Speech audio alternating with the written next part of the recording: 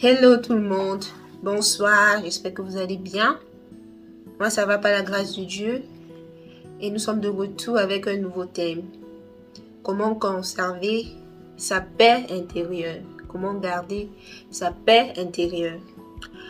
Sans toutefois tarder, nous allons rentrer dans le vif du sujet. Mais si vous ne me connaissez pas, soyez la bienvenue. Moi c'est Audrey Sia. Je suis une artiste gospel, je suis un enfant de Dieu. Et cette chaîne a pour but d'édifier les enfants de Dieu que nous sommes. Nous sommes tous des enfants de Dieu. Et cette chaîne a pour but de nous aider à marcher et à grandir dans notre foi avec l'aide du Saint-Esprit. Du coup, sans tarder, nous allons rentrer dans le vif du sujet, comme je disais. Pourquoi est-ce que nous devons valoriser notre paix intérieure? Nous devons la chérir. Vous savez, quand vous chérissez quelque chose de précieux, c'est comme ça que vous devez considérer votre paix intérieure. C'est quoi la paix intérieure? C'est un état de calme, de tranquillité mentale et physique. Un état d'apaisement, c'est un équilibre émotionnel, en fait. Quand on a la paix, nous ne sommes pas perturbés d'abord intérieurement et ensuite extérieurement. Mais il y a beaucoup de facteurs qui peuvent conduire à la perte de notre paix. Beaucoup, et nous allons essayer de voir certains de ces facteurs pendant cette vidéo, donc restez avec moi jusqu'à la fin. Et nous espérons qu'au sortir de cet échange, chacun aura un peu de paix. C'est important. Si nous vivons dans un monde où il est facile de perdre la paix, il est facile d'être troublé, il est facile d'être embêté par tout ce qui se passe. Dans le psaume 34, verset 15, nous pouvons lire: fuis le mal, fais le bien, et recherche la paix et poursuis-la. Recherche la paix, poursuis-la. La parole de Dieu est claire. Nous devons rechercher la paix. C'est-à-dire que la paix ne nous sera pas donnée de manière automatique. Chacun doit se battre pour créer sa paix.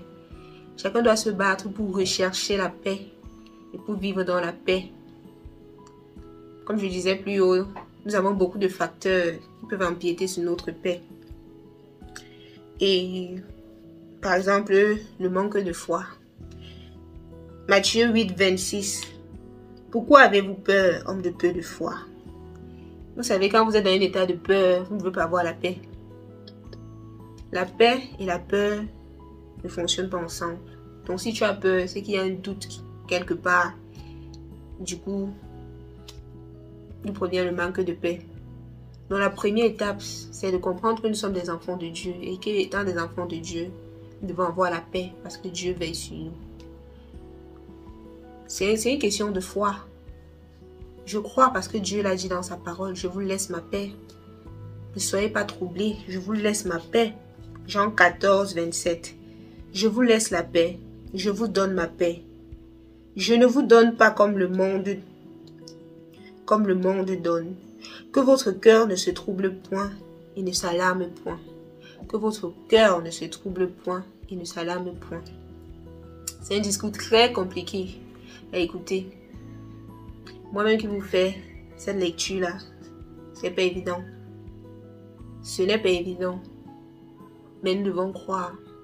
Parce que Dieu l'a dit, sans la foi, les œuvres sont mortes. Si tu ne crois pas, c'est compliqué. Même la parole de Dieu le dit. Si tu comprends le Seigneur, c'est qu'il n'est plus Dieu. C'est une question de foi. Je vous laisse la paix. Et de manière plus concrète, nous pouvons chercher au quotidien quelles sont ces choses qui volent notre paix. Par exemple, dans mon cas, quand je traverse une situation où je n'ai pas la paix, je prends du temps, je recule, je m'assois et j'essaie de noter. J'essaie de noter tout ce qui me vole ma paix.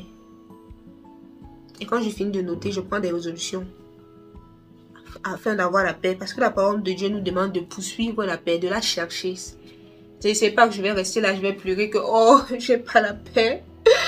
Oh, ce gars, il me fatigue, je peux plus de cette relation, j'ai pas la paix. Oh, mes parents me fatiguent, je peux plus. Oh, ce travail. Ça va rien changer. Actuellement, au pays, c'est compliqué. Il n'y a pas la paix. Mais pleurer ne va rien changer. C'est la triste réalité. On doit savoir qu'est-ce qui empêche la paix. Comment est-ce qu'on peut résoudre pour qu'il y ait la paix. C'est pour ça que je parle de la paix intérieure. Sur le plan personnel.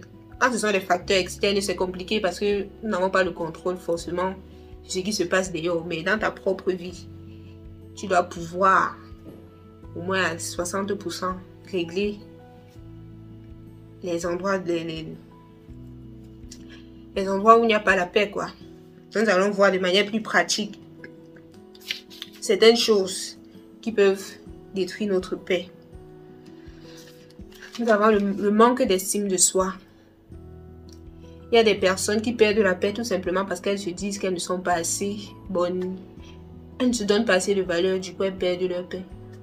Personne ne va vous valoriser plus que vous-même. Personne. N'y comptez même pas. Chacun a ses combats. Donc ça doit être réveillé le matin et te dit I am enough, I can do it. I am blessed. Tu te praises. You have to praise yourself. Sorry, I don't know how to say this in French. You have to praise yourself. Tu dois te faire des éloges. Voilà, tu dois te faire des éloges toi-même. I am enough, I am good enough, I can do this. And you move on, you can do it. Nous ne vont pas perdre notre paix à cause du manque d'estime de nous-mêmes. Aimons-nous, ayons foi en nous. Si je n'avais pas foi en moi, je ne serais pas ici en train de vous parler. Non, non. I know I can do it. I place my camera, I set my mic, set my studio, and I get to work. You have to do it. No one's gonna help you, man. You have to do it. So whatever you think you're good at doing, go for it. Don't lose your peace because of that. Ne perdons pas notre paix à cause des choses qui n'en valent pas la peine. Donc ça c'est un point. Une autre chose qui nous empêche d'avoir la paix, nous ne savons pas dire non quand il est nécessaire. Nous laissons les gens voler notre paix. Nous laissons notre entourage voler notre paix, ce qui n'est pas normal. Quand il faut dire non, il faut dire non. Si on te demande quelque chose et tu sens déjà que ta paix est troublée, dis non. Dis non. Nous avons tous un instinct. Chacun sait quand sa paix est troublée. Récemment, il y a quelques jours, j'étais en train de cheminer pour rentrer à la maison. Et il y a un jeune homme qui m'a accosté. Il me demande comment je vais. Je vais dire ça va bien et tout. Il commence à discuter. Il voulait trop amener la discussion. Moi, je lui ai dit que là, je suis un peu fatiguée. Je rentre de tout et tout et tout. Il a insisté. Il a pris mon numéro comme quoi on va un peu cheminer ensemble, prendre le lait. Frère, frère, tu me connais ou frère? C'est quoi ça? Ah! Moi aussi, j'ai insisté très gentiment que je ne peux pas. Je suis épuisée et tout. J'ai dit non. Parce que c'est une conversation qui me volait déjà ma paix. Quand tu es dans un endroit où ta paix est dérangée, quitte. Il y a des fréquentations qui volent notre paix. Tu quittes. Tu dis non de manière courtoise et c'est comme ça, les amis. N'ayons pas peur de dire non. Ne laissons plus les gens voler notre paix. Un autre point qui vole notre paix, c'est le péché. C'est le péché. Imaginez que vous êtes un enfant et votre maman laisse les consignes à la maison. Ou bien même vous êtes un étudiant.